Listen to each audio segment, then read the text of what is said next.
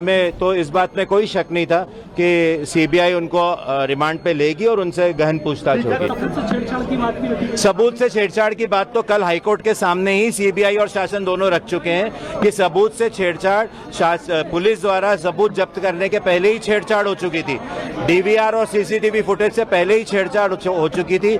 ये तथ्य advocate general साहब ने हाईकोर्ट के सामने बहुत डिटेल में स्पष्ट किए थे। मिशन ये है कि माननीय उच्च न्यायालय के सामने ही सीबीआई के द्वारा ये तर्क रखा गया था कि पहले पोस्टमार्टम में इन्फ्लुएंस होना कि पूरे उनको आशंका है और इसलिए उस संबंध में भी गिरीबाला से अंडर कस्टडी के इंट्रोगेशन की जाने की जरूरत है। हमको भी ये पूरा भरोसा है कि केस डायरी में इतना कुछ है जिससे कि सीबीआई को एक अच्छा मजबूत इन्वेस्टिगेशन उनके द्वारा किया जाएगा।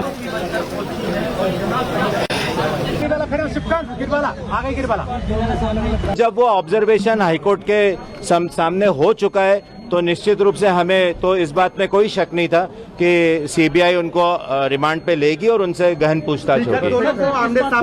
पूछताछ करने को लेकर क्या सीबीआई ने दलील दी है इस बात की?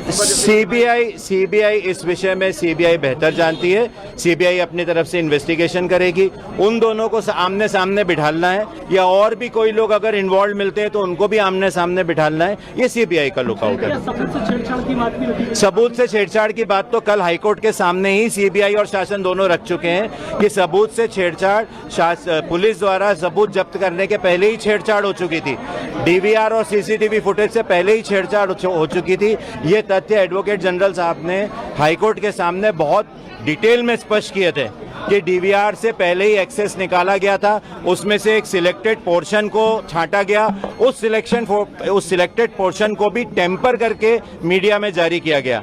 तो ये चीज तो हाईकोर्ट के सामने शासन और सीबीआई की तरफ से रखी जा चुकी है कि इसमें ना सिर्फ तथ्यों के साथ छेड़छाड़ हुई है बल्कि सीबीआई की तरफ से ये तथ्य भी माननीय न्यायालय के सामने रखे गए थे कि पहले पोस्टमार्टम के समय उनको ऐसा पूरा भरोसा है कि इन्फ्लुएंस किया गया था और उस इन्फ्लुएंस के संबंध में भी गिरीबाला की अंडर कस्टडी इंट्रोगेशन की जरूरत है। ये बात सीबीआई की ओर से माननीय उच्च न्यायालय के सामने स्पष्ट रूप से रखी गई। तो कहीं ना कहीं जो परिवार पहले से शंका जाहिर कर रहा था वो सारी चीजें कहीं ना कहीं डायरी में थी और वो सारी चीजें एडवोकेट जनरल साहब ने पॉइंट आउट की है, सीबीआई के वकील ने पॉइंट आउट की थी हाईकोर्ट के सामने। तो अब हमको भी ये पूरा भरोसा है कि केस डायरी में इतना कुछ है जिससे कि सीबीआई को एक अच्छा मजबूत इन्वेस्टिगेशन उनके द्वारा किया जाएगा। मैंने आपको ये बताया है जो मेरी फर्स्ट हैंड इन्फॉर्मेशन है वो इन्फॉर्मेशन ये है कि माननीय उच्च न्यायालय के सामने ही सीबीआई के द्वारा ये तर्क रखा गया था कि पहले पोस्टमार्टम में इन्फ्लुएंस होना